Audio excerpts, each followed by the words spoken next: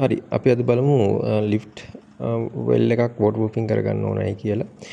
ඔයාලට පේන වීඩියෝ එකේ විදියට ග්‍රවුන්ඩ් ෆ්ලෝ එකෙන් යට ටික සොයිල් ලේයර්ස් එක ටච් වෙන ටික අපි අනිවාර්යෙන් මේ විදියට වෝටර් ප්‍රූෆ් කරගන්න ඕනේ. ඒකට හේතුව ඇවිල්ලා කාලයක් යනකොට මේ වෝල් කොන්ක්‍රීට් උනත් මේ කොන්ක්‍රීට් හරහා වෝටර් සීපේජ් වෙන්න පුළුවන්.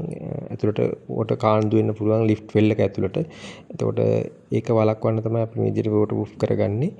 අපි අද මේකට යූස් කරන්නේ ක්‍රිස්ටලයින් වෝටර් ප්‍රූෆින් මෙතඩ් එක. ඒකේ අපි 2 coats apply කරනවා vertical one layer and horizontal one layer. එතකොට ඊට පස්සේ අපි මේක වෝටර් ප්‍රූෆින් කරගත්තාට පස්සේ අපි මේක අනිවාර්යෙන් පැය 48ක් කියුරින් කරන්න ඕනේ.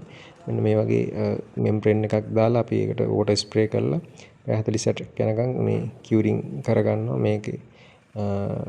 මේක හොඳට කියුරින් කරගත්තට පස්සේ අපි මේකට ප්‍රොටෙක්ෂන් ලේ එකක් ගහනවා මේකේ ආරක්ෂාවට. ඊට පස්සේ තමයි අපි මේක ග්‍රවුන්ඩ් ෆ්ලෝ ලෙවල් එක වෙනකන් බෑක්ෆිල් කරගන්නේ.